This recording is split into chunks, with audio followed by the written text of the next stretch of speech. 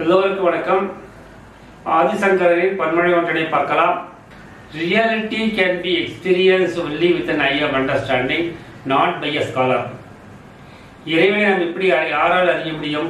உண்மையை புரிந்து கொள்வதனால்.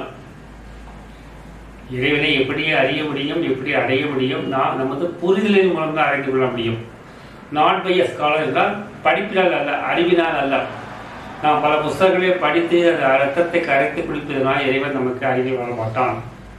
ஆனால் நாம் இங்கே இந்த உலகத்தை புரிந்து கொள்வதன் மூலம், நம்மை நாமே புரிந்து கொள்வதன் மூலம், இந்த உலகத்தை புரிந்து கொள்வதன் மூலம் நாம் இறைவனை அடைவதற்கு வழி இருக்கிறது தவிர பல புத்தகங்களை படிப்பதனாலோ, அறிவாளியாக இருப்பதனாலோ, பல பேருடன் வாதம் செய்வதனாலோ, பல அறிஞர்களை அணுகி அவர்கள் மூலம் பலவற்றை கற்றுக்கொள்வதனாலோ நமக்கு இறைவன் கிட்டே வரமாட்டான். நமக்கு இறைவன் உண்மை நமக்கு புரியாது.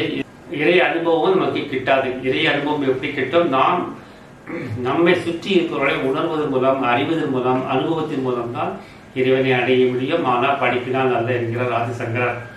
அன்பே சிவம், அன்பன் வாழ்வோம், கடமையை செய்வோம், இந்த நிலையில் வாழ்வோம், எல்லோருக்கும் உதவி செய்வோம். எல்லாம் சிவமயம். நன்றி, வணக்கம்.